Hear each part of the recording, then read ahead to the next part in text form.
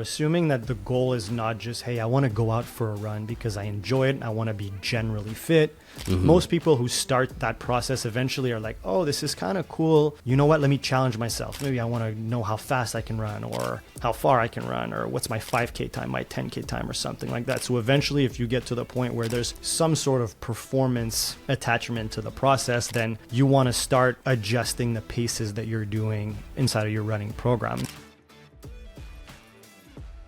LP, welcome to the show, man. What's up, Misbah? Glad to be here.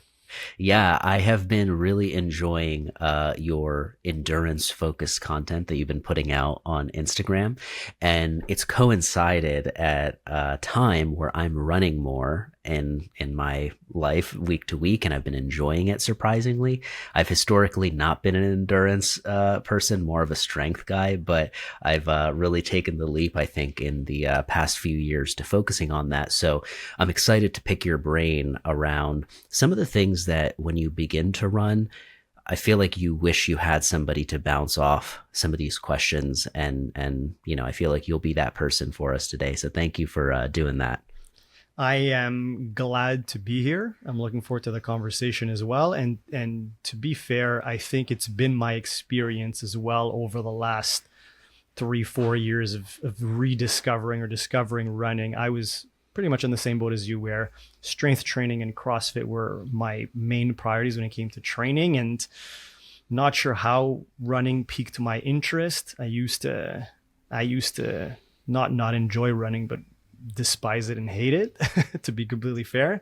And I've learned to love it over the years. So I'm probably going to have some valuable things to share with your audience on that front as well, because I've gone through the process also.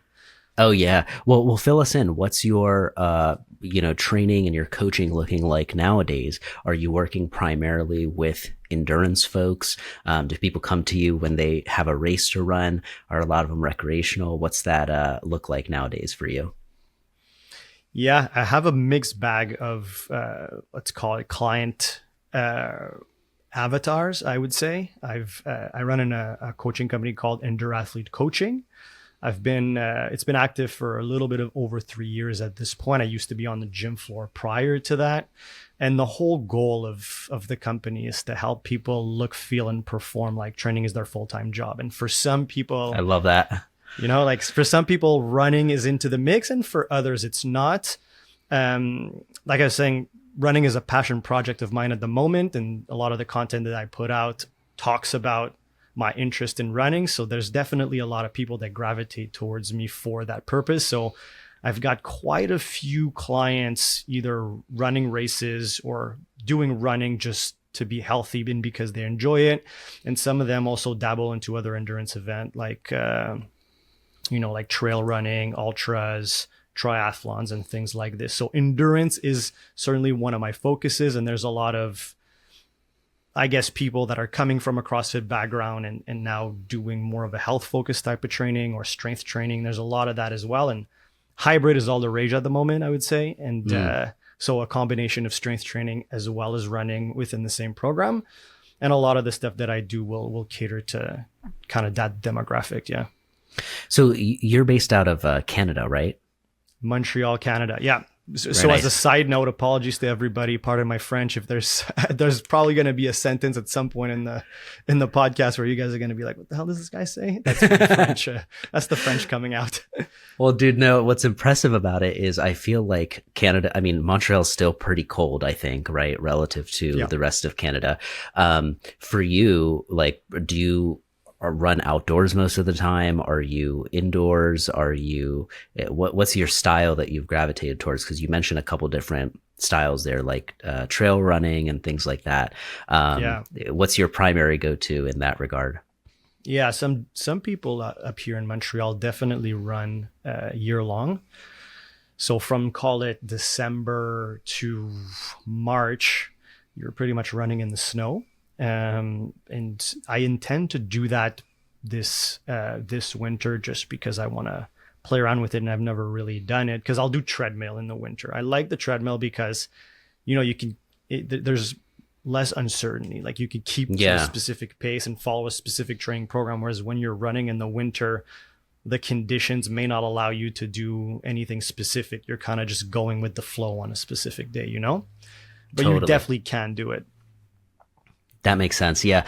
I'm going to try to challenge myself to that this winter as well. I mean, it doesn't get nearly, I think, as cold as it does for you in Canada, but I like the idea. I've really enjoyed throughout the summer kind of getting to pair the outdoors with running and kind of using it as an excuse to just be out more.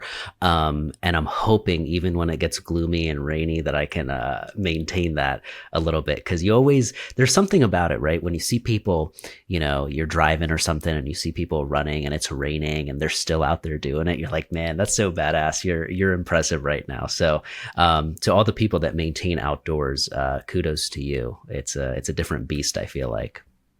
Yeah, 100%. There's an added level of mental toughness, we could call it, when you're running in a foot of snow that hasn't really been flattened or hardened, you know what Right. I mean? Yeah. So one of the questions I had for you was, I feel like when people start running, one of the things you want to do is do it more, right? You're like, oh, I enjoyed this. Like that felt really good. Maybe you got the runner's high for the first time in a while, right? And you're like, okay, cool. Well, same time tomorrow, right? And quite often it can be like, all right, we go 3-4 days in a row before you're like, all right, my body's telling me I need to do something else, right? I need a little break here. I'm curious for you, in the clients you work with and in your own experience, what's the threshold like for, I guess, how many days in a row people can handle running, right? When you think of somebody who runs primarily, it's a mixed bag. I know some people who seem like they run every single day and they put on like mileage every day and they're so used to it, versus what is, I mean, when I first started running, it's like, okay, I was excited the first few days, but after a few days or a week, your body starts to feel it a little bit if you're not adapted to it. So in your experience, what have you seen people's threshold being able to handle in that regard? Yeah, that's a really good question. And like you said, experienced runners can pretty much run every day, and that's not necessarily an issue. So running every day per se is not necessarily an issue. Obviously, when you get into that, you have to take into consideration the level of intensity that you bring to each run. You can't always run hard every single day. You have to balance easy and hard sessions. But I think as a general rule of thumb, which is kind of a golden principle in training in general, is that you have to ask yourself, what's my threshold right now? And when you're not very experienced with running, as opposed to, let's say, biking or other modalities like maybe a rower or other erg machines, the impact of running is a lot harder on the body than those other modalities, So Right. Your threshold for the beginning is very low. And if you have a good sense of what that threshold is, and if you flirt with it while staying underneath it, then you can push it up over time. So to answer your question a bit more directly, typically people who I start on a running program and they don't have a lot of running experience, you always kind of want to take into consideration, like, what's their background in general? If it's a very unfit people with zero training experience and zero lifting experience, they may be able to take on a bit less than somebody who, as an example, has not a lot of running experience, but they do lift in the gym and they've been fit for a while. But typically people their starting point will be somewhere between 1 and 3 running sessions per week. And then from there, you'd probably increase the duration of those sessions until you hit a point where either the schedule doesn't allow them to run further, or that's just enough for what we're trying to do. And then you can start considering adding an extra day and more days over time if necessary. Yeah, I was going to ask you about that, because you know how people, if they're, I've met plenty of folks that are training for these crazy long races, right? Where it's like on a light day, you're running 10 miles or something like that. And you're like, 10 miles times on average, let's say 7 minutes, like that's over an hour of running, right? At what point, when you, like, for most people, do you cap out? Like, are you working with people who are training like they're 2.5 hours of running at some point? Or for the most part, is it like, I know for me personally, I'm like, okay, an hour, I'd like to be in and out in an hour. Like, how can I start manipulating some of the other variables?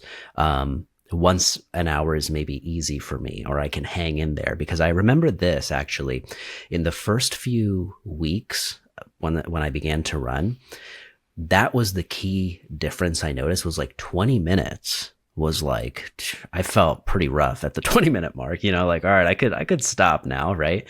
But eventually that time kept going longer and longer to where like 45 minutes felt pretty good, pretty not easy, but doable. And then, I could kind of go from there. So I haven't capped out, I think, on like what I can accomplish in that time wise. But when somebody does, right, where, okay, I have an hour, do you start pushing intensity at that point? Is that kind of the variable that starts to move? If you can no longer accumulate, I guess, more volume than an hour or whatever you can get in that hour? Yeah, for sure. Assuming that the goal is not just, hey, I want to go out for a run because I enjoy it and I want to be generally fit. Mm-hmm. Most people who start that process eventually are like, oh, this is kind of cool. You know what? Let me challenge myself. Maybe I want to know how fast I can run or how far I can run or what's my 5K time, my 10K time or something like that. So eventually, if you get to the point where there's some sort of performance attachment to the process, then you want to start adjusting the paces that you're doing inside of your running program. If we started from the very beginning to kind of help people get a sense of how you would go about that, most people definitely do tend to start too hard when they run, and so that's kind yeah, of like relatable. Yeah, exactly. And I did the same thing, and that's probably why I hated it at the beginning, because it was so painful and uncomfortable. Right. But the general rule of thumb to get started is do less than what you think you can do. And, don't be in a hurry. Don't be in a rush to progress. Start way below that threshold that we were talking about. And worst case, if it's going really well, you can progress it quickly over the course of the following weeks. And then you build up from there. And I think one tool for people who are really not into running shape that's super useful is utilizing run-walk intervals. So you run a little bit, and then you walk for maybe a minute or two, and then you repeat the process. And over time, the amount of running you do increases, and you keep it at 1 or 2 minute walk. And then eventually you start to do really long continuous bouts of running, and you're feeling a lot more comfortable. I think one of the big things that you want to do when you start running is running at a pace that makes you feel comfortable and enjoy the process, so that then you get fitter. And as you get fitter, then you can allow yourself to go faster, and run walk intervals allow you to do that. And then you eventually get to the point that you're talking about, which is, hey, maybe my calendar doesn't allow me to go more than 45 to 60 minutes, 3 to 4 times a week. So that's 4 hours of total running. What do I do now? And Got it. Yeah. So quick, I want to jump in there.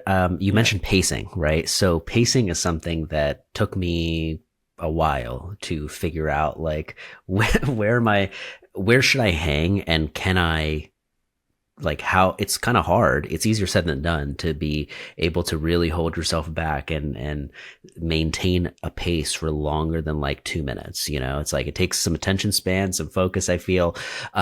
Mentally, what are you thinking about when you are running? Because I heard something recently that made me laugh a little, around how, like, I guess really experienced runners, like, is it a thing in the community where, like, you don't listen to music and, like, you just kind of, run without music and that kind of thing? I thought that was such a, I felt like a noob, because I was like, oh, actually, I mean, I listen to music, or I'll listen to podcasts, or I have something going at all times. So I'm interested how different people attack that mental portion, because it's like, you got to be thinking about something or trying to think about nothing. Like, what's your advice for how you should mentally kind of handle yourself in a running session? Yeah, that's a great question. I think that podcast and music, for me, like you, podcast is one of the big ones, is a great tool to help you kind of overcome boredom that often will occur when you're doing running. Particularly, again, if you're starting to vary your paces, typically what happens is you enjoy the more intense session. The more intense session is more engaging. You're also more alert, more ramped up. And so there's all these factors that come into play that make that session a little bit more enjoyable. And then you go back to your easy session, and the session just kind of feels long and boring. So using a podcast or music that you enjoy could be a good tool to kind of get through those sessions, quote unquote. But I do really value doing some sessions without any music, and that's something that I teach my clients to do, and I practice for myself. And it's almost like it's either like structured, or often it'll be structured where it's going to be like, okay, today I'm gonna do a run, and it's gonna be no music, it's gonna be nothing. Either I'm gonna do an easy session with no music, like we're gonna raw dog it, or I'm gonna do like a hard session with no music to pay attention to where my mental goes. Because personally, right now I'm training for a half marathon, and Very cool. on the day of, there's gonna be points in the race where you feel really uncomfortable, like pain is setting in, and you may be halfway through and you're like, fuck, I've got a lot to go. Right. And I'm already in the pain cave. So learning to deal with those kind of psychological states by knowing them and exploring them without music is a really, really good thing to do, in my opinion. And the other thing that you can focus on that I think has value is how you feel during a run. Like either your breathing rate or just your, what we would call your perception of effort. So over time, like I encourage people to really pay attention to how hard specific paces feel like, so that you can start to develop an understanding of, this is a 3-on-10 type of effort, whereas this is a 9-on-10 type of effort. And you're almost able to associate a pace, maybe even a heart rate, with that perception of effort. In the field, we call this RPE, so rate of perceived exertion. Pretty much a rating on a scale of 1 to 10 or 1 to 20, how hard a session feels.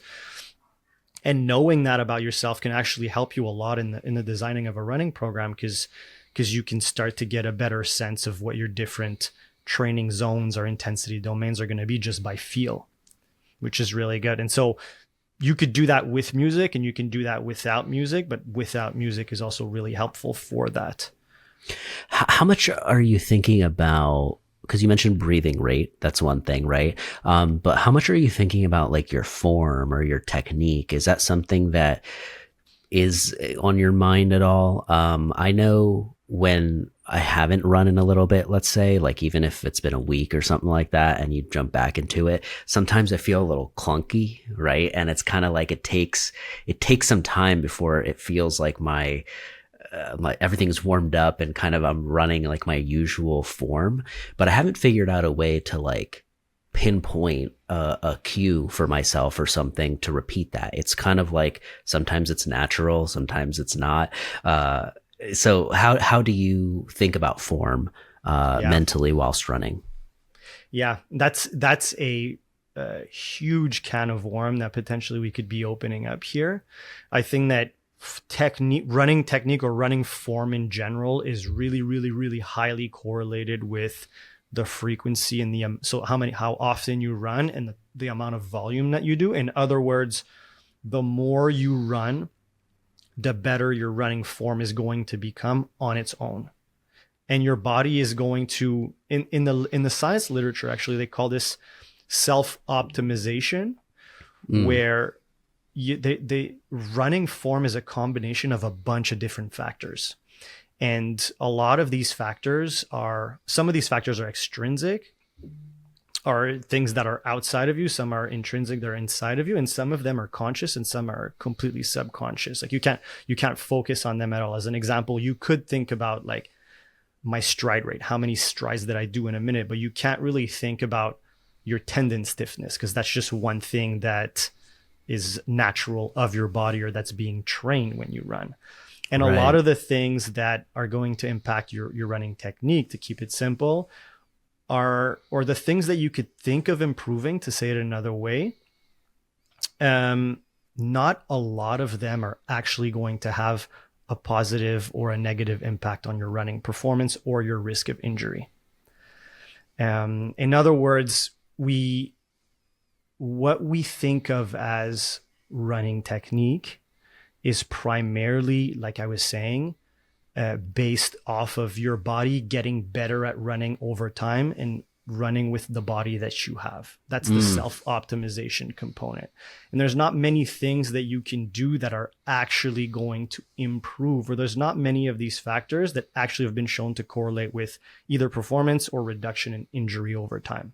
There's glaring Interesting. things, obviously, like if you're leaning forward to an extreme degree or your stride rate is super, super slow, those are things that maybe you want to fix up, but the rest is really going to happen on its own. And interestingly enough, they've done, which is, I think you'll find interesting. And there's some research out there where what they did is they take running coaches of varying level of abilities or experience, from noob running coach to national level running coach, and they give them a bunch of videos of different runners and they ask them to predict, hey, which guy is going to have the best performance, which guy runs the fastest. And what they found is that on average, when coaches of any level look at runners, they can't reliably predict which one is going to have the best performance, which is one of the ways that it tells us, hey, running technique is a thing, but there's no one ideal running technique. So I don't really think that's a long-winded answer to say I don't think too much about my running form when I'm running.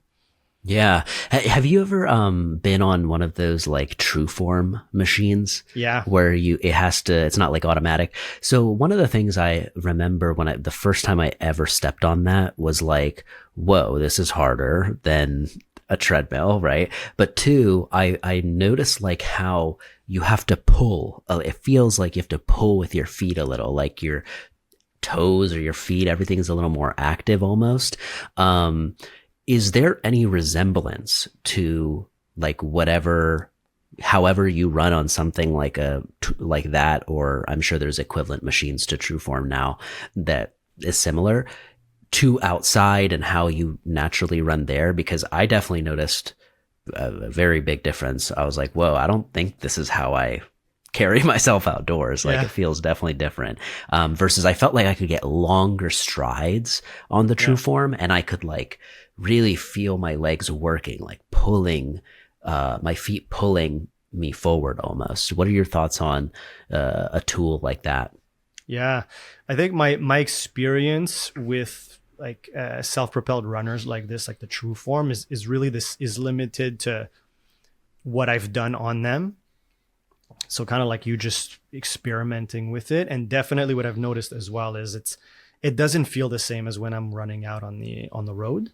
And there's this like more hamstring, more pulling type of deal. Yeah, Is that that's more it. similar to maybe like sprinting than it is to going a longer distance? Maybe, I'm not sure.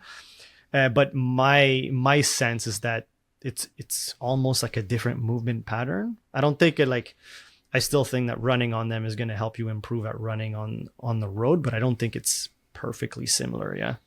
You mentioned something about the sprinting versus long distance running.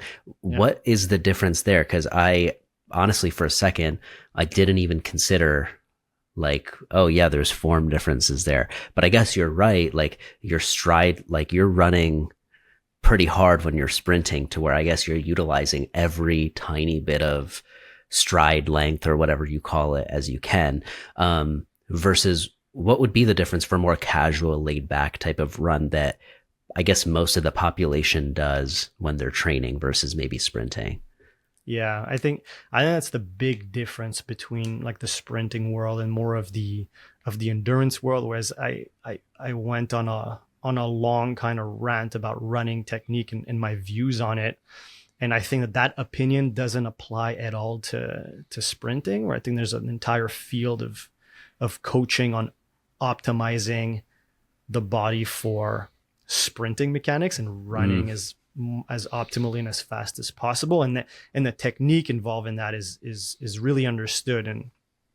And there's a lot of, we have a lot of ability to coach it and improve it. But that's something that I'm a little bit less familiar with when it comes to improving sprinting mechanics. And then when it comes to endurance, it's all of these things that I was talking about before, where it's more about your resilience and your ability to do it over time. But if you look at someone sprinting and you look at someone running long distance, some of the things that you're going to see are obviously a very much exaggerated like torso, like rib cage movement and arm swing. You're also going to see a lot more movement on the leg that's reaching up, right? So when you're thinking about like your swing phase and reaching for that next step, and so those movements are going to be a lot more exaggerated, where it's smaller steps when you're doing endurance training because you're not going as fast. Have you thought of a cue that like triggers your brain into kind of like, you know, because it's almost like you're grabbing on to something to think about, like because just stepping, one foot in front of the other, that's sometimes what you kind of hang on to when you're tired, right? But what's a good cue that gets your brain kind of like orientated to what you should be thinking, even if it's not just about form, right? Yeah. But like just keeping your brain going and staying engaged. Have you found anything that works well for you or your clients? For me, it's really about staying relaxed and not being tense. That's one thing that I constantly tell myself. And then the other one for me, that kind of going in a little bit of another direction, is I try to focus on my pace. And so I try to pay attention to my watch, just make sure that I'm keeping up with how fast I was planning on going or how hard I was supposed to feel, and kind of sticking to that. And then I feel like the things that I want to happen kind of trickle down from there. I have a tendency, as an example, to maybe stride a little bit too slowly. Like I said, like I think you should allow variability here, and typically your body kind of knows where it should go, but some people have a tendency to go a little bit too slow. And so I try to just focus on going at the right pace, and that kind of fixes itself most of the time. And for you, you're looking at pacing like on a watch where you can Yeah. see, hey, this is how many my average per mile or kilometer, right? Versus the RPE method that you mentioned, that is interesting to me as well. Where should people on average be on like a session that's like, you're training, you're not sprinting, you're not competing, like it's an average training session. Do you find that people are more on the higher end, or is it very low, like 2 out of 10, 3 out of 10 RPE? Where should you kind of aim for to be like, okay, this is sustainable, or I'm pacing myself well here? Yeah. That's a really good question. I think that so most people that want to get good at running, a higher bulk or a bigger part of their running volume, or the amount of mileage that they do, is going to be, or has to be, on the easier end, unless they're doing a very small amount per week where it doesn't really matter as much. But the more you do, the more of it needs to be on the easier end. And easy from an RPE perspective means a 3 or a 4 on 10, which is really, really not that high. And for someone that like me that comes from a CrossFit background, when I was doing CrossFit, a 3 or a 4 on 10 did not exist. Like that's not something that I would do. And I'm sure you can relate to that. And I have clients at the moment that are transitioning from more CrossFit to more of a hybrid training model. And easy takes a whole new definition when you do that. And so sometimes telling them to go easy and then looking at their paces, I'm like, like you're not going that slow. And to them, they feel like they're going extremely slow, but slow is actually really, really slow. Mm-hmm. And it's comfortable. It's conversational. That's another way that you could put it. Think of it this way. It's if we're running at an easy pace together, you're running, where are you at? I'm in Montreal. Philadelphia. So you're in Philadelphia, and we're talking on the phone as we're running. We both know that we're not sitting on the couch, but we're still able to hold a conversation. So that would be an easy pace, like a 3 or 4 out of 10. And that's where you should spend a bigger bulk of your training volume. Now, obviously, if you start to run, there's no pace that will ever feel like a 3 or 4 out of 10. Everything is a 5, a 6, a 7. And that's also okay, because at that point, you're just not built to run yet, and everything's going to feel a bit harder. As long as you're trying to make it feel as easy as possible, maybe you're incorporating run and walk. And then over time, you're going to notice things like your heart rate goes down when you go for a run, or things like this. As you're getting fitter, then your easy run at your easy pace is going to start to go from a 6 to a 5 or a 4 on 10 type of effort. And so that's for the bulk of your running. And then when you're doing a harder session, which for most people is going to be either once or twice a week, then you're going to go into those higher intensities, whether it be kind of like a longer sustained threshold session, or like intervals where you're running maybe for 2 minutes and then you're resting, those are harder types of session where you're definitely going to be pushing the 7, 8, 9, maybe even 10 on 10 sometimes. Right.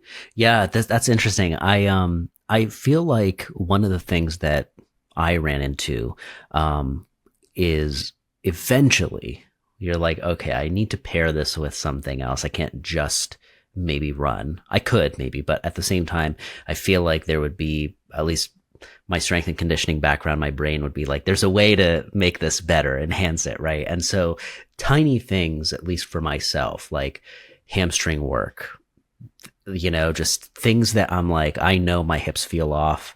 And if I'm not doing something to like, activate it, sometimes when I was running outside, it's like I screw the pace and all of a sudden I'm enjoying myself and digging myself into a deeper hole there. And so I look at sometimes the strength training that can be paired with it as like sure, a little bit of maybe injury prevention, right? But also it's just like the strengthening is allowing you to not sit out, right? You can keep running, you can keep showing up without kind of being, limited. What's your experience with that? How much do you blend the strength training with running? And is there any particular type of strength training, like, like I said, focusing on the hamstrings or certain parts of the body or patterns that yield more effective results than others? Yeah, great question. Just before we talk about this, let me just circle back for 1 sec to the easy running conversation, because if you spend any time online at the moment, I want to revise what I was just saying. Like right now, zone 2 training is all the rage, and everybody's talking about zone 2, and you don't want to be pushing above that threshold on your easy training. I think, and zone 2 kind of correlates with that like 3 or 4 on 10 type of effort. Mm-hmm. I think that when we're talking about easy training, it doesn't mean that it only can be a 3 or 4. And if you go above that, then it's likely too hard. You won't be able to recover from it, or it's not going to be as beneficial. I think that there's a broad spectrum of easier intensities. So let's call it from a 3 to maybe a 6 on 10. And you can kind of play around with that. So to your point that you were making before, sometimes you get a little bit excited. That's totally fine. I don't think that it's bad at all, as long as you're not going at your 5K pace all the time. And so that I think is just the nuance that I want to bring, because I don't want to also have people be scared of running fast because it would theoretically be too much. I'm really glad you brought this up, actually, because the zones are something that I've been paying attention to as well. But at the same time, one of the things that drew me into this a little bit was I think it was like Dr. Rhonda Patrick or something talking about Norwegian style training, where it was like, I think it was 4 minutes of hard, like 90% or 80% plus type effort. And then like you said earlier, interval style, like just walk or recover in such a way where you could repeat that effort. I think it was 4 sets or 4 times, something like that. And I began to do this, like just not strictly, but like kind of trying to do it when I was first starting out. And at first I couldn't even make it with the full 4 sets. You know what I mean? Where you're like, wow, okay, this 4th one is really feeling hard. But eventually it did start to, become a little more adaptable, but I did still find that, okay, I find myself in zone 5. And even when I'm trying to relax and come down, like it's hard to go below zone 3 sometimes, because you're like, wow, I'm really doing nothing right now. Like you have to mentally kind of change your mindset with like how you view lower, intensity effort almost. But what are your thoughts on that style? Have you heard anything about that? Because the thing that drew me to it was like, I remember her saying something around how like they ran a study for a few years and how it in some participants like reversed the aging of their heart almost when they did this for a certain period of time. I could be butchering the details here, but regardless, it was appealing enough to me where I was like, wow, that's fascinating that it has the power to do that. What have you heard about this, and what are your thoughts on it? Yeah, I'd be curious to know more about the studies that she's talking about and how they were comparing like the controls relative to these protocols. So these higher intensity protocols relative to other protocols, because obviously if volume is equated, we know that there's two different ways that you can get results. You could get results at lower intensities, but typically it'll require you to do more work. And then you can get results at higher intensities. And then those results require less amount of work. But let's say if the two workouts are 20 minutes and 20 minutes, obviously the one that has higher intensity is going to give you more results. And what level of, what amount of volume do you need to do more of the lower intensity to get the similar amount of impact on your cardiovascular system? So that's the first thing. I'm very curious to know what she's talking about there. But I'm very familiar with the protocol that she's talking about. And I think I've seen her on her Instagram do those on the rower, where she'd do 4 on, I think it was 2 off for 4 minutes. And those are, it's a pretty savage training protocol. And like you're saying, it's like a VO2 max type of training protocol, right? Zone 5, 9, 10 on 10 type of effort. Yeah. And those are great and really potent and super beneficial, and will give you a lot of results quickly as well. Like you were saying, like took you a couple of weeks and you start to feel the impact of them. But typically, if I'm making somebody, if I'm working on VO2 max with somebody that doesn't have a lot of experience with running, I start them off with something that's less aggressive, like 30 seconds, 1 minute, 2 minute interval, to eventually go to the 3 or 4s, because those are really, really, really aggressive. Gotcha. But to answer your question, we do know that improving VO2 max, and what's his name, Peter Attia talks a lot about that as well, where we know that having a high VO2 max is highly correlated with longevity or health. So that's really good. So I encourage people to do the high intensity as well. I love that. I'm glad you took a second to clarify that. It's on a similar note to the other question I had for you with strength training. Yeah. Another question arises for me, which you began to mention, like on her page, she was doing rowers and mixing other modalities, but still kind of following that same protocol, essentially, right? Of 4 minutes, 2 minutes, or whatever. How, especially, I guess, thinking if you're in somewhere like Canada, where, okay, maybe you can't run outside in the snow, but you have a rower at your house or something like that, right? Can you still effectively get the type of endurance training with these other forms, right, in a way that transfers? Or is it its own thing? Like you get really good at rowing, you're great at rowing, but it may not transfer over to your running times or when you go out next time. How have you seen some of those play out? Because I'm sure you're around that or prescribing it in various doses where, you have some insight on how people react to different forms of endurance, and how that ultimately impacts running.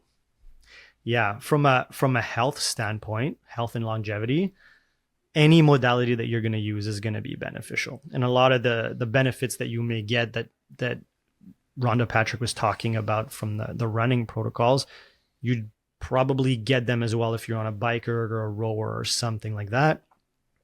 And then now when it comes to one transferring into the other, that's a little bit of a different story. From my experience, there's nothing that truly will transfer over to running like running. And nothing's going to make you good at running aside from running. Now, there's a caveat to that. Obviously, when you're a beginner, anything you do is going to make you better at everything. And then as you get a little bit more advanced, the more specific things have to be for you to keep getting better. And then when you're really, really advanced, there's pretty much only running that gets you better at running. I've had a lot of experience with people who did the ergs and have had a little bit of an improvement in terms of their cardiovascular capacity, but it didn't really transfer so much into running. Like if you do that all winter and then it's the summer months show up here in Montreal, and then suddenly you start to run again, it's still going to be hard at the beginning of the season. You got to get used to it.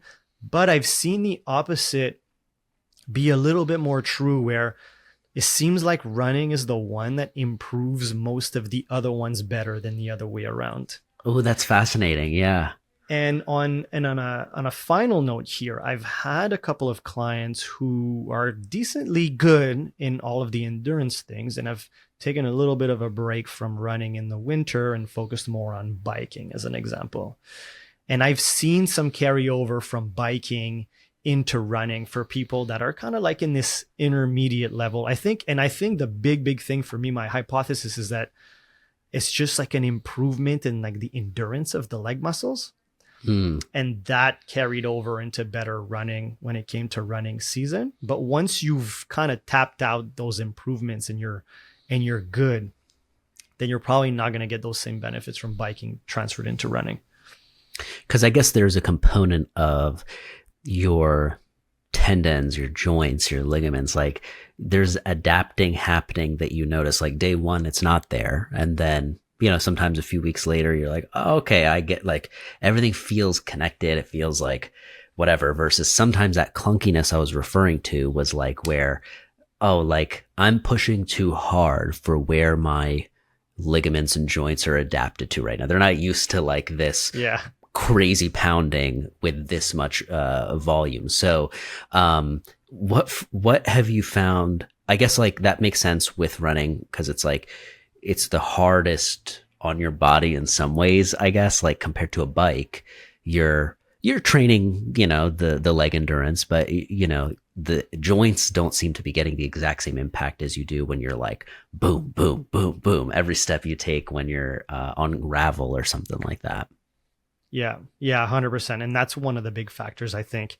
And overall, if you think about it, there's probably two components as well to the whole endurance thing, where on one side, there's the delivery stuff. So think of like your heart, your lungs, your blood vessels, your red blood cells, your capillaries. So all these things that take the oxygen from the outside world into your body to get used. And then there's the utilization system, which is more of your muscles. So they want to take the oxygen and transform it into the energy required for running. And so the biking is probably going to improve all the utilization stuff like your heart in a way that helps you with running, but the delivery stuff, but then the utilization stuff like your muscles, they don't get trained the same way as running. And so your tendons, your muscle, all of that stuff still needs to get the conditioning from the actual running. Now, do you have a couple favorites if you had to choose of strength training exercises or movements that are good complements to the running?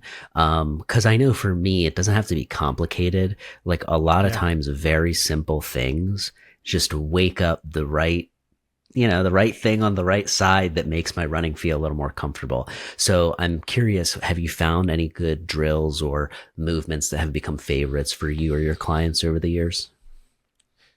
Definitely. I think that before we get into that, I think the depending on who you are listening to this podcast, if you don't do a lot of resistance training, anything you do, having a balanced program is going to get you better at running. So you don't need to get super specific, and probably shouldn't get specific, but eventually, like what kind of exercises and protocols are actually going to help and carry over into running. The first thing to talk about is not necessarily exercises, but the big question often is, do I do high reps with low weights, or do I do low reps with heavy weights? And which one is going to carry over into running better?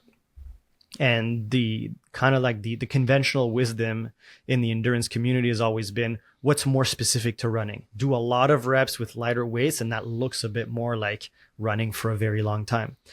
But what we know now is that lifting heavier weights, so think sets of maybe 3, 4, 5, 6 reps with heavier loads, whatever heavy means for you, has a lot of good carryover to running. It helps kind of solidify that brain muscle connection, which allows you to fire your muscle better, which allows you to be more effective when you're running, and also build, like you were saying, build your muscles and tendons to be resilient to the impact of running. Obviously, don't just do heavy lifting. A good program is going to be a combination of both, but that should definitely be on your radar if you want to get better at running. And then from there, what kind of exercises? So if you're doing heavy stuff, it's probably going to be on both of your legs. So a squat or a trap bar deadlift is one that I really enjoy for runners. It's a little bit safer than a conventional deadlift. Romanian deadlift is good as well. Hip thrust is cool, I find, because a lot of people talk about how the way the force goes at your hip is similar to the vector in running. So when you're running, you're going forward, and when you're doing a hip thrust, your hips are going forward, they're going through. So there's kind of a carryover there, and it trains a lot of the muscles you were mentioning, your glutes, so your butt, your hamstrings. And so those, for the big ones, those are ones that I would have in the rotation. I definitely do some form of single leg exercise, a split squat, a lateral squat, a single leg squat to a bench or something like that. I'd also do some sort of upper body that kind of trains like that rotational aspect of the upper body we were talking about. So it could be like an alternating dumbbell bench press or something like this. Mm-hmm. I would do some form of hold, or what we call an isometric. So it could be like in a bridge with your legs out in front, so your knee is almost extended, and so you're really training your hamstring. Maybe you do it on one leg only, so it's more similar to a running stride. Imagine putting yourself like you're freezing in a freeze frame when you're running. What does your lead leg look like? You lie down on your back and you're kind of in that position on the ground. So it's just your heel on the ground. Your butt is off the floor, like a single leg long lever bridge. And one thing that's becoming a lot more popular now that I think is super beneficial for runners is any type of plyometric. So learning to rebound and train your tendons to be able to store and release energy better, that can do wonders for your running economy, which is essentially how much energy you need to run at a specific pace. Ooh, so those are all really things like that I would include. Very nice. The other thing that has had a huge impact, surprisingly for me, is shoes. I did not think that I know people are obsessed with running shoes, and there's lots of details as to, which one or which type is right for you. So my first pair of running shoes was not like anything specific. It was kind of like a Nike all-purpose, probably like Nike Vapor something, right? To the point where I was like, oh yeah, these are very light. Like it's, but it almost feels like you're wearing nothing like on your feet. And then the next pair that I eventually broke down and got was the Brooks something. I forget which one it is, but it's like one of the Brooks shoes, right? Where I was like, whoa, this feels night and day difference from the Nike running shoe that I was just wearing. Like there's all this padding, like my heel feels like it just feels more comfortable. Like it doesn't feel like my joints are taking a beating every single time. So I'm kind of curious, for somebody who just gets into it, right? They may walk into it with their New Balances or whatever they've got, whatever their workout shoes kind of are. I'm like, how do you begin to think about shoes? Because I'm sure you're getting these questions all the time. You're around this world more, where there's the Hokas, there's the Brooks, there's the Nikes. What's kind of like, there's some truth to this, I guess, right? Like shoes do make a difference, or is it just a personal style preference type thing that has become really popular? What's your take? Yeah, I'll definitely admit that I should be more of a running shoe nerd than I actually am. If you're like me, what you're going to do is you're going to look at the Saucony lineup and you're going to be like, which Saucony shoe do I want to buy this year, kind of thing. Right. And I love the brand, and I'm half kidding. Like the shoes fit me really well and they match my running style. So it kind of works out. Yeah. I think that the first thing to do is to get a pair of solid running shoes. If you're running with something that's not an actual running shoe, you need to not do that. Number two, I would say is, and typically that's what they do in specialized running store, where they'll kind of try to analyze a little bit of your running technique and match as an example, the heel toe drop to your strike pattern. So are you more of a forefoot runner? So they'll give you a little bit more of a shoe with a lesser drop. And if you're more of a heel striker, then there'll be a little bit more of the drop. So that's one thing that you can consider. Another thing to consider is if you're going to run a lot, then having a good amount of cushion, so something that's going to limit that impact. But I think, like you were saying, the most important thing is really to try a few pairs and see what feels right for you. And unfortunately, you have to run a little bit in them to know. But the more you play around with this, the more you'll know. Like for myself, I started with Hoka's, and they're great shoes, and I still enjoy them. But when I got my first pair of Endorphin Speed 4, for me it was a big noticing as to, okay, this shoe just feels better for me, and I prefer to run in a shoe like this. So you have to test it out a little bit, I would say. What about, remember back in the day, like people wore the finger shoes where it was like almost, or like you're barefoot basically, or it kind of was to simulate that barefoot thing.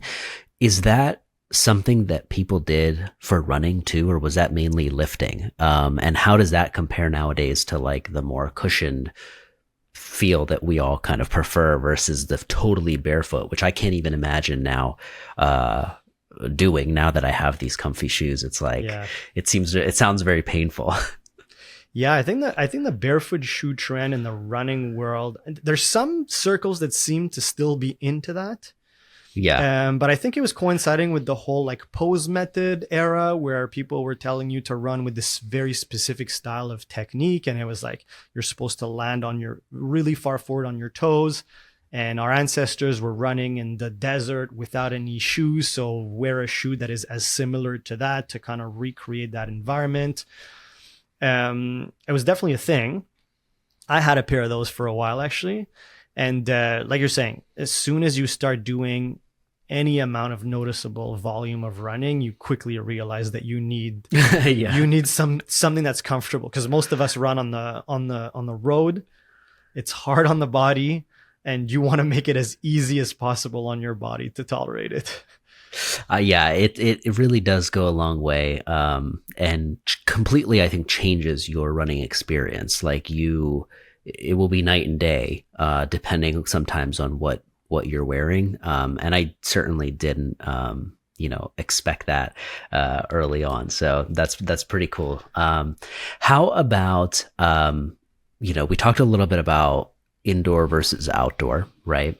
There's different terrains also, like running on sand, right? I've that's the one area where I've done barefoot before. It's like I've run on sand barefoot.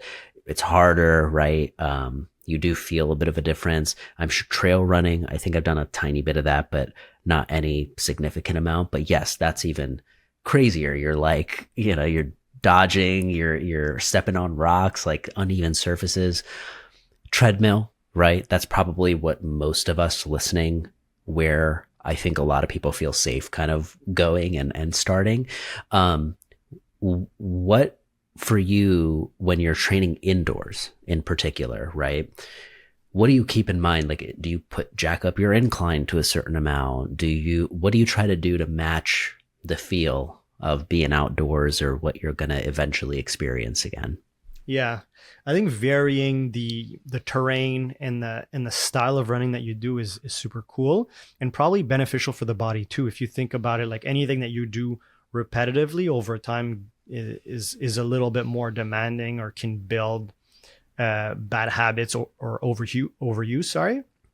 So having a variety of terrain is definitely a good thing to consider if you can.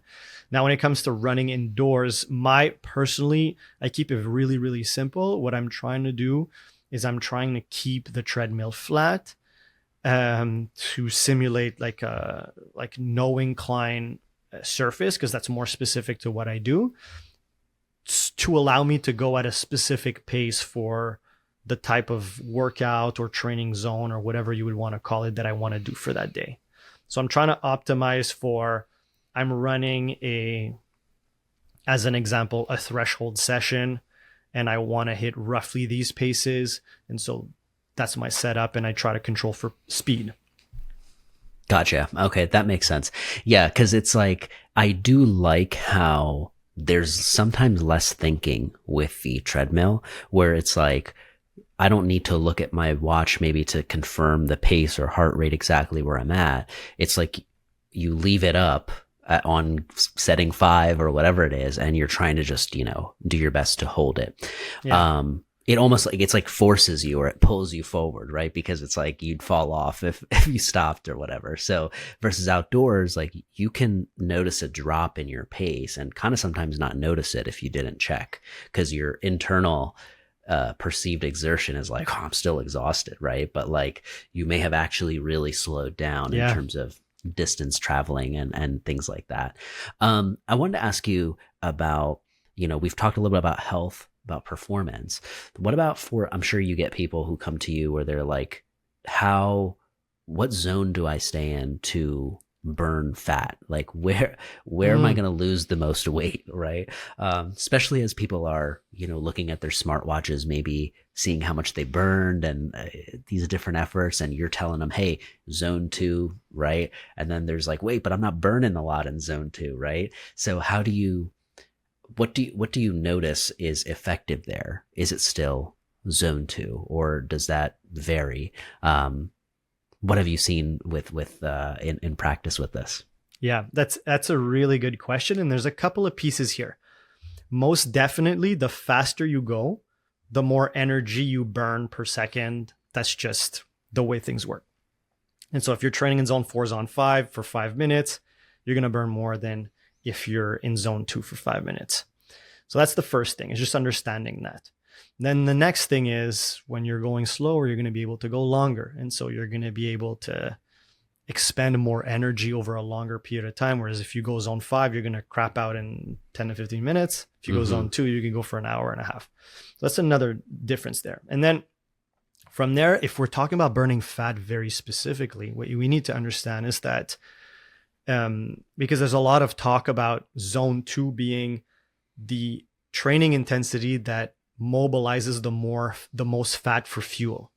So when you're training at lower intensity, your body tends to want to burn more fat for the exercise that you're doing. And the more intense you go, the more your body has to switch to burning carbs, so sugars, to create energy, just because it has to go faster and carbs can do it faster.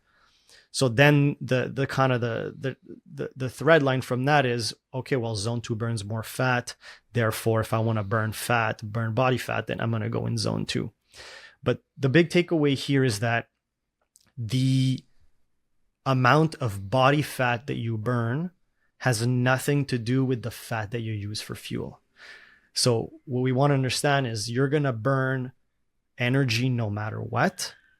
And whether or not you start losing weight or losing fat is going to be dependent on your energy balance, which is calories in, calories out.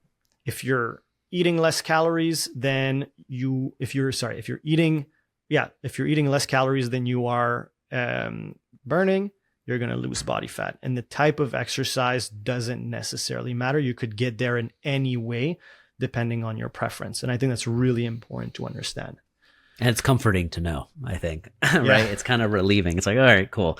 Okay, that's awesome. I wanted to touch on an important part, I think, because anytime we talk about running, I feel like the first time you feel a little bit of injury, right? Whether it's a shin splint or your knee's a little wonky that day or something's off, right? You kind of like forget. You're like, oh, right, this can happen, right? Versus it almost seems like everybody who's a runner just runs all the time, no matter what. Even when they have injuries, they somehow can still push past it. What's in the running communities and in your world, what's the approach for that, dealing with that? Are shin splints kind of referring to that, like, hey, you haven't adapted yet, or you may have moved a little too quickly, and you get over that kind of thing? Are knee issues and things like that prevalent? I'm sure they are prevalent among some people who are experienced runners or do it a lot, right? Yet they still are able to keep going. How do they tackle this kind of thing to where they can just train so consistently, despite the injuries? So the concept of injuries, I feel like, how you look at that and how you deal with it, especially when it comes up for somebody, do they have to sit out and not run, bike instead? How do you deal with it? Yeah. Couple of things. I think that on average, everybody's going to have to deal with injury at some point. Like if you're off the couch, you're doing something, something's going to happen. And so it's inevitable. So you have to know how to deal with it. And the first thing you want to do is do good prevention. And the best thing you can do to minimize your risk is to, in effect, not train like an idiot. So it's kind of circling back right. to the first thing we talked about at the beginning of the podcast. It's like, what's your threshold right now? And so we call this load management. So it pretty much means match your workouts to your body's ability right now and only progress it a little bit at a time so that you allow your body a chance to adapt. Like the golden rule is in running is 10% increase in volume per week should be your maximum. It's not like something that I think you can never kind of break. Like there's exceptions to that rule, but I think it gives you a good framework as a starting point. So the first thing is that it's just start at a place where your body can tolerate it, because any injury is going to happen because the demands you put on that structure is more than its tolerance. And so you got to give it a chance to adapt. And so that's the first thing, is match your tolerance to the work that you're doing. The second thing is to then, if a little tweak or something happens, is to not manage it like an idiot, which would pretty much mean that you completely ignore it and you keep pushing through pain. Like sometimes when you're running, like you'll get the first kilometer in and there's something that feels a little bit weird. And then you're like, I'll just keep going and see how it goes. And finally my knee's fine. It's not that big of a deal. Like those things happen and that's okay. But it's different than I've been running an entire week on a sore knee or my shin splints is flaring up. And I'm going to take a rest day tomorrow and then I'm just going to get right back into it and then nothing changes. That's another issue. And so noticing those moments and being okay with, hey, if I want to be consistent long-term, then on the short term, I have to reduce either my running intensity or my running volume. You cut it by by 25, 30, all the way up to 50% if needed. Replace it by something else like bike or rower that's going to allow you to get a good cardio workout, but at the same time is not going to put the same stress on your body.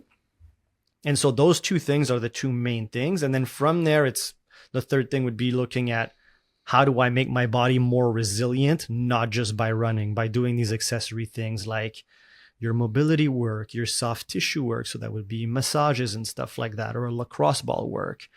The strength training and the plyometrics that you're going to do that are going to allow you to tolerate more stress on those joints. So those are also part of the prevention process or the rehab process that you want to look into. And if you want to talk about shin splints specifically, because that's something that I personally had to deal with, the one thing from a running technique perspective that in my experience seems like, from what I've read in the literature, it's unclear whether this actually helps or not. But for me, increasing my cadence, so my stride rate, was helpful with my shin splints, where if I ran too slow in terms of the amount of steps I take in a minute, then that impact would make them hurt more. And so running with a higher stride rate was better for my shin splints.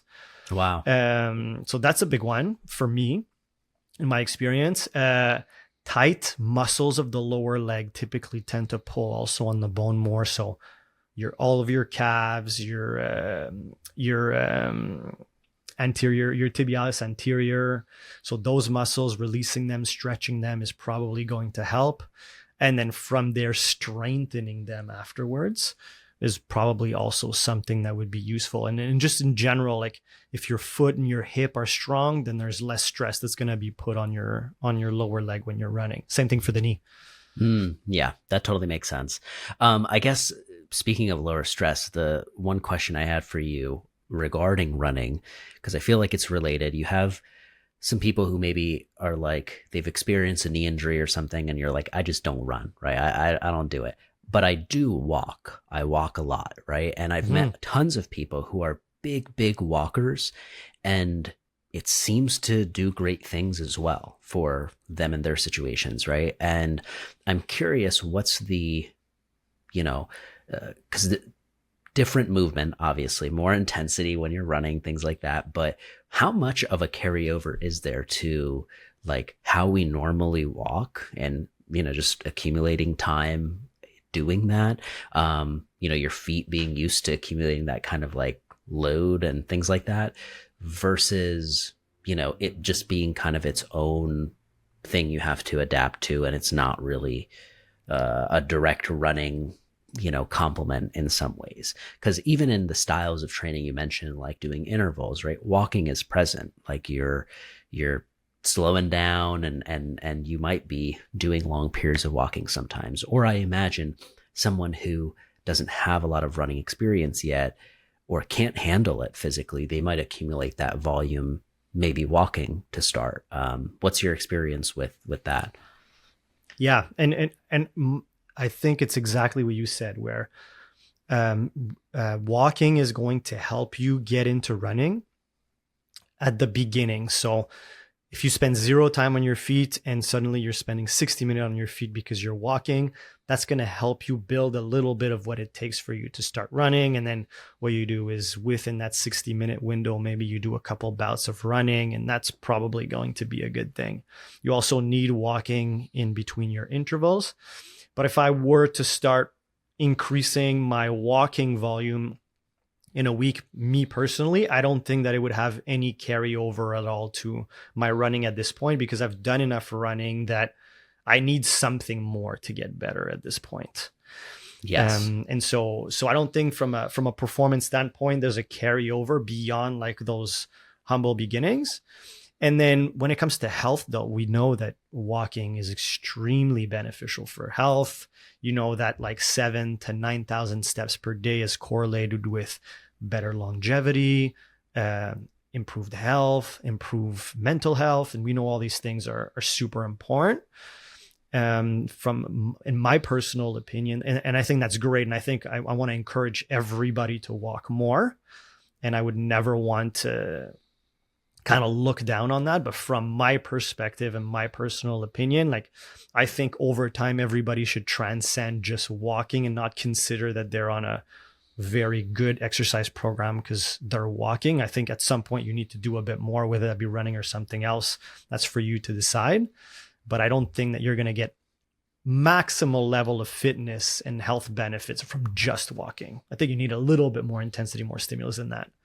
Yeah, I agree. I think like you said earlier, just breaking it down with, the more energy you're going to, if you want to burn more energy at a certain point, you want to even at least have the option eventually to do that by speeding things up, by being able to go from walking to running, versus sometimes if when you don't have the option, that's kind of annoying. You're like, all right, I guess I'm just doing this. This is, I can only get so far here, versus I think you have more options if you create some buffer room for the kind of loads that you can handle, which kind of even ties back to that like plyometric thing that you were saying. Like more people are talking about that and normalizing it, versus, I mean, I'm sure if we look back generationally, like people didn't jump after they were 20 years old. It's like most people were done for the rest of their lives. It's like if you jumped, it was something was wrong, or like something would break after. And so I feel like it's a great thing that we're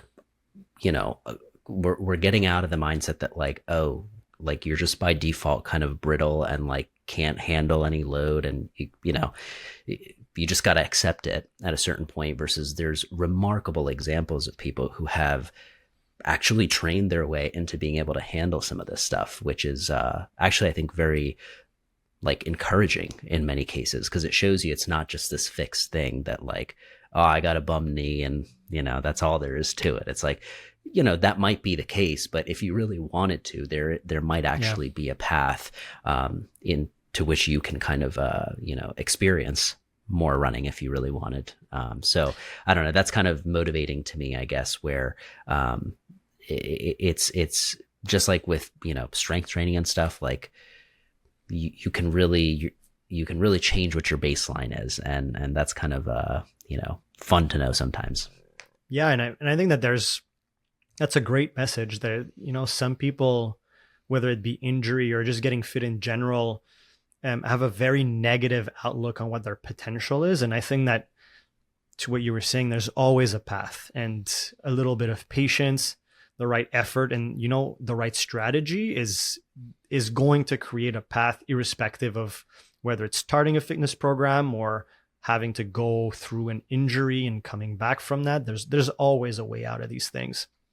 And for 1 second, I'd like to circle back to what we were just talking about with the walking, because I think there's an important point that we should make where the opposite is also the case, where I see this a lot in the people that I train or just the population in general, where a lot of people outside of the weight room or outside of the workout will be almost exclusively sedentary. And so you've got these like 3 hours of training per week, or maybe 5 hours of training per week if you're a little bit more fortunate with your time.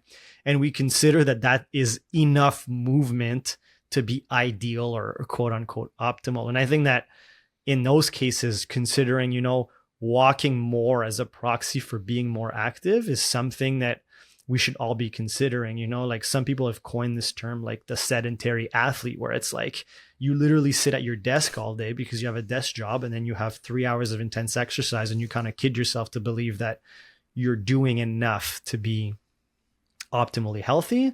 And I think that for those people, including more walking would be a great way to kind of balance out the approach and provide a little bit more of those health benefits. I love that. Yeah, dude, this was super fun. I feel like I learned so much today that I got to go back and definitely take some notes here. But it got me excited. It got me hyped to, get out and go run again. Where can we point people to who want to kind of keep up with what you're putting out, what you're sharing? Because you have some great stuff that's coming out all the time. Where can we point people to? Where are you kind of most active? Where can we support your stuff? Yeah, thanks for having me, by the way. That was a great conversation. I'm definitely looking forward to seeing where you're going to take running in the next couple of months. We'll talk offline. I'll keep track on that. I'm more active on Instagram. So my handle is LPCB, so LPEEZCB. Really, really bad timing because I'm looking to change that in the near future.